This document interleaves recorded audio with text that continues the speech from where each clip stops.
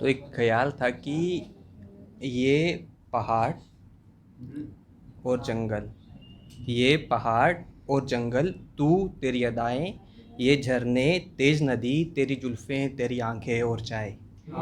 शाम को पीकर सोया था मैं, या कहूँ पीते पीते सो गया था मैं। उसमें बस एक चीज़ खूबसूरत थी जो तू ख्वाबों में आई थी, और फिर सूरज देख जग गया था मैं। उठा तेरा ख्वाब याद किया और तुझे थोड़ा और करीब से देखने के लिए दिन में भी सो गया था मैं।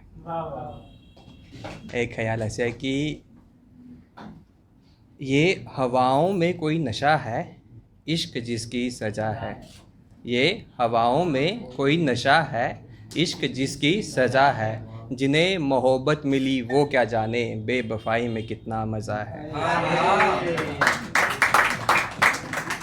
और एक ख्याल ऐसे कि अब बस कोई हमसे पूछ ले खता हमारी। अब बस कोई हमसे, सॉरी गलत हो गया।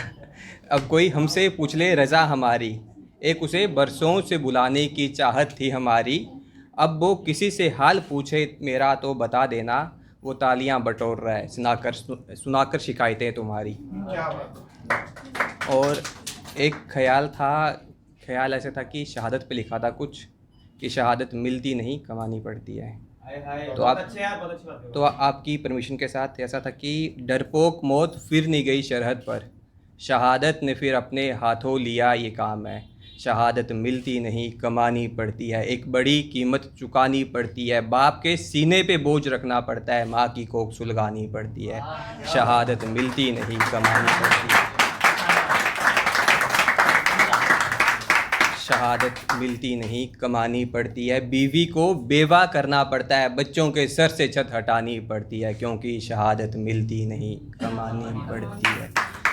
और जब लिख रहा था तो एक बोझ था दिल पे कि जब भी लिखा गया, बीवी पे लिखा गया, माँ बाप पे लिखा गया, लेकिन भाई बहनों पे बहुत कम लिखा गया।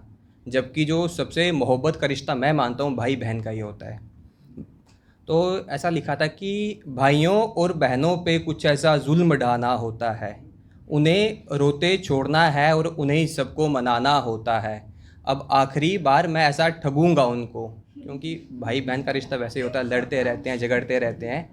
तो अब शहादत वक्त भी ठगेंगे कि अब आखिरी बार मैं ऐसा ठगूंगा उनको, शाबाशी सारी मेरी होगी, बोझ मैं अपना सब दूंगा उनको।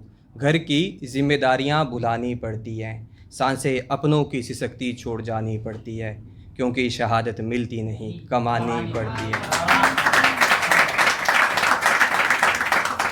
तो इसी के साथ एक ख्याल लिखा था।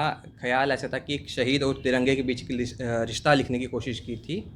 तो रिश्ता ऐसे लिखा था कि मैंने जीते जी सजाया तिरंगा बहुत, अब तिरंगे को कफन मेरा सजाना होगा। मैंने जीते जी सजाया तिरंगा बहुत, अब तिरंगे को कफन मेरा सजाना होगा।